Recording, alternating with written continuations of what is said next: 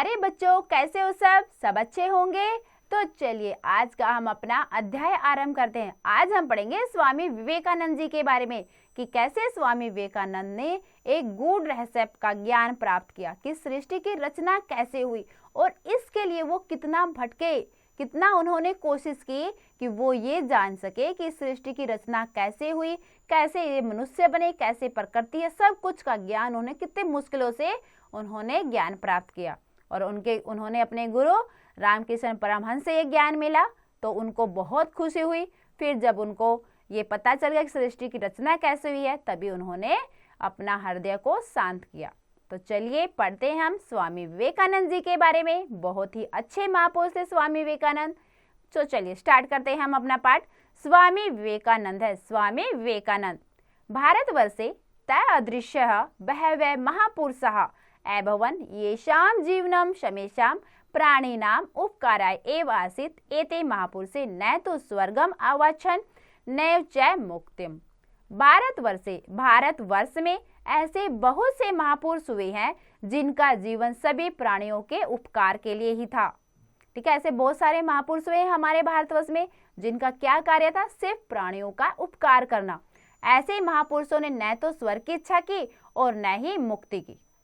ठीक है, जैसे पुरुष क्या थे, वो उन्होंने कभी ये नहीं सोचा कि मुझे स्वर्ग ही चाहिए या मुझे मुक्ति ही चाहिए।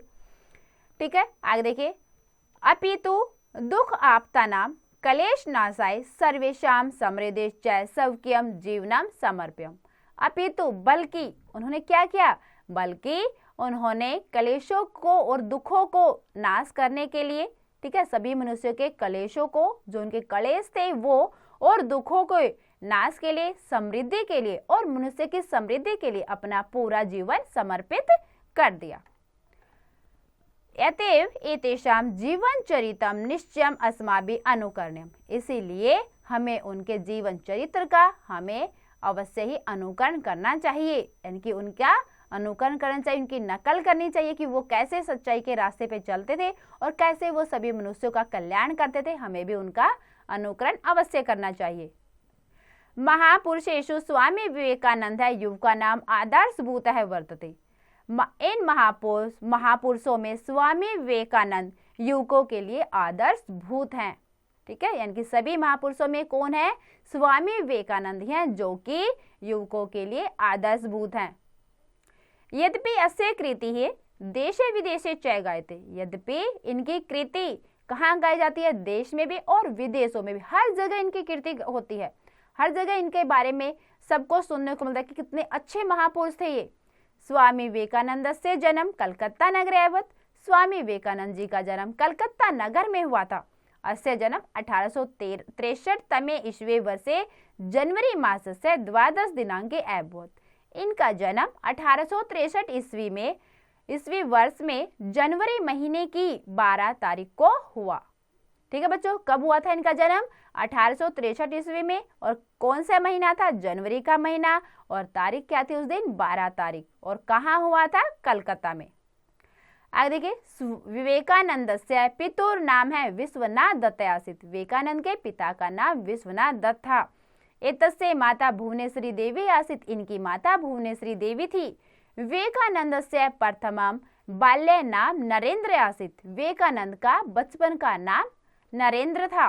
नरेंद्र बाल्यकाले देव अतीव दयालु है, विचारशील है, जिज्ञासु च आसीत। नरेंद्र बचपन से ही दयालु, विचारशील और जानने की इच्छा रखने वाले थे। यानी कि बचपन से ही वो कोई भी चीज होती तो उसके बारे में वो जानने की इच्छा रखते थे कि ये ऐसा क्यों है। ठीक है बेटा, देखिए। स ज्ञातुम इच्छति, वे जानना चाहते थे कि सृष्टि निर्माणम कथम जाति, कि जो ये हमारी सृष्टि, इसकी रचना कैसे हुई, ये जानना चाहते थे विवेकानंद जी। आत्मनाम स्वरूप कीदृशे अस्ति, ईश्वर आत्मा सृष्टि एतेषां तत्वज्ञानस्य जिज्ञासा सर्वदा विवेकानंदस्य चित्तम आंदोलयति सम।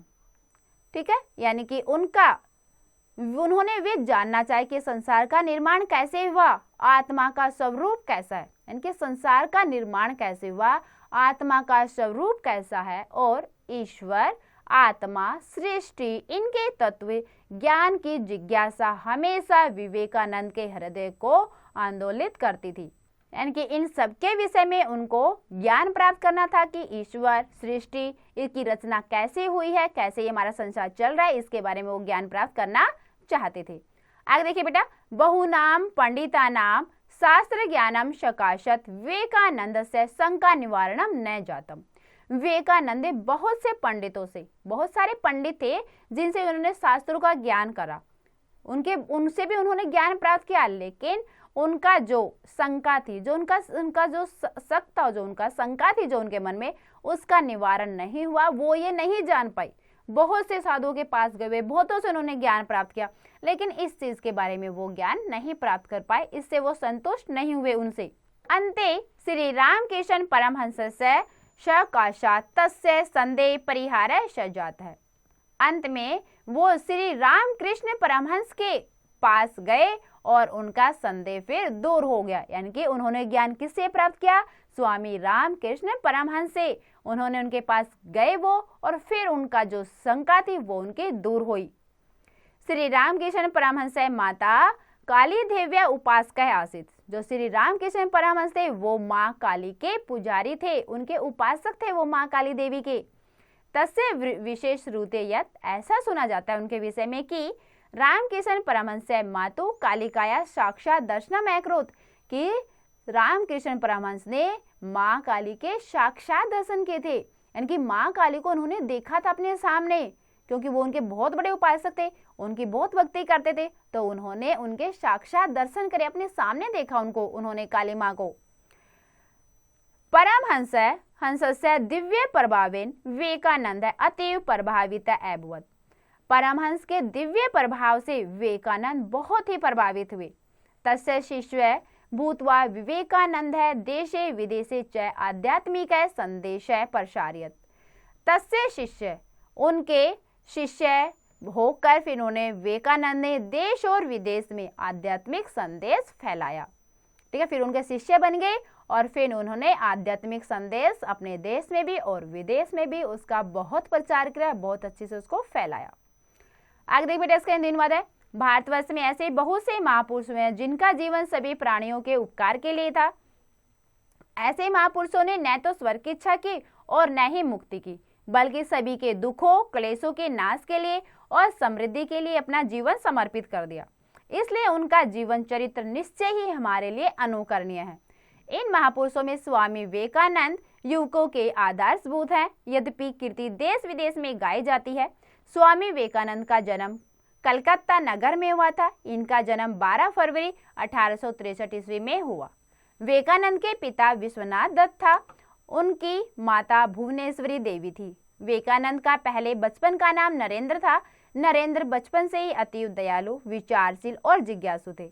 उन्हें वे जानना चाहते थे कि संसार का निर्माण कैसे हुआ, आत्मा का स्वरूप कैसा है, ईश्वर, आत्मा, सृष्टि, इनके तत्व ज्ञान की जिज्ञासा हमेशा विवेकानंद के हृदय को आंदोलित करती थी।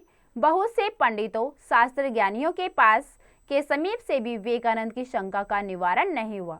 अंत में श्री रामकृष्ण परमहंस के समीप उनके संदेह का निवारण हुआ। श्री रामकृष्ण परमहंस माता काली देवी के उपासक थे।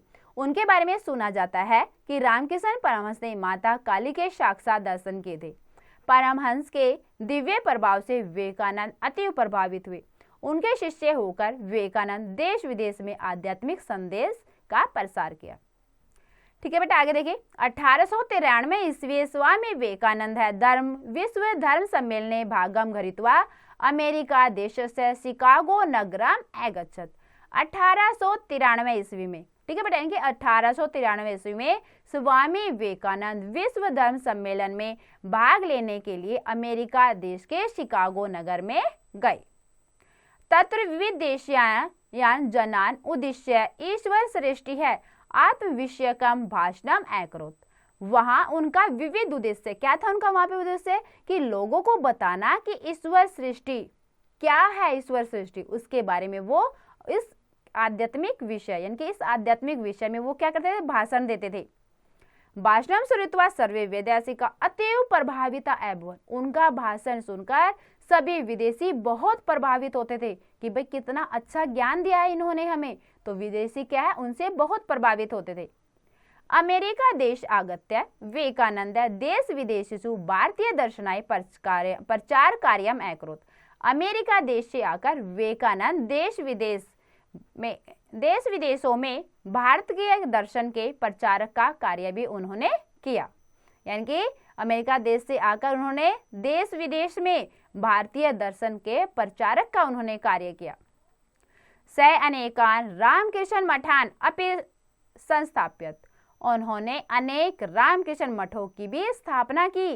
रामकृष्ण मठा अद्यपि आध्यात्मिक संदेशम समाजे प्रसारयन्ते।